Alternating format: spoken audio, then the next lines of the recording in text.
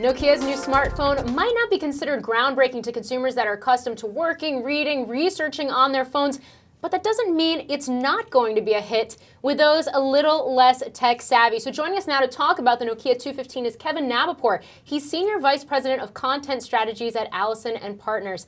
Kevin, thanks for joining us today. Good to be here. Now we're talking about a phone that's $29.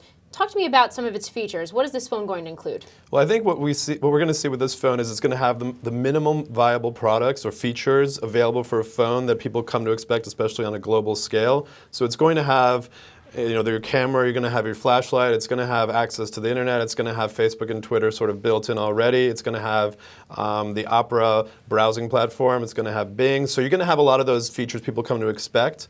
And it's also going to have an exceptional battery life, which is going to be really, really important for people at this price point because, frankly, what we're seeing as a target for this type of product are folks in emerging markets and developing countries, folks who don't have access to electricity on a consistent basis, folks that require smartphone technology but are struggling with the price point for a lot of products on the market. So it's going to have features and products that are important to them, but it's also going to have some stuff that's really, really great for an entry-level product and a really great value at $29. And you just mentioned emerging markets and the price point of this phone. Who specifically is this phone going to appeal to? How is Microsoft going to launch this phone? Well, it's not going to be for those people who use a tremendous amount of data. So folks like you and me and maybe other folks, you're going to realize that this phone is probably not going to satisfy the type of data you need, the type of speeds you need, but it's going to be really, really instrumental for people in markets like Africa and Asia and parts of Europe and the Middle East, where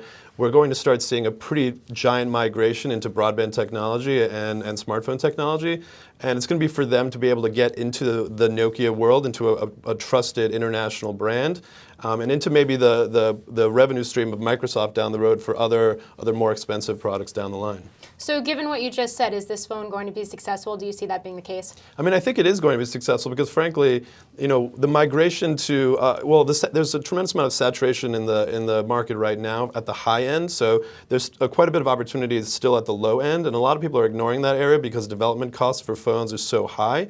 So I think this is going to be successful because it addresses an often ignored or underutilized market or segment, and I think it's going to produce an opportunity for them to get into the internet culture because the desire is there, but the obstacles from most of the major manufacturers doesn't allow them to get there quick enough. Well, it's certainly an interesting topic, and it's certainly going to be interesting to see how this phone does. $29 price point. Kevin Nabapur, thanks for joining us. Thank you for watching. I'm Morgan Brennan. Have a great day.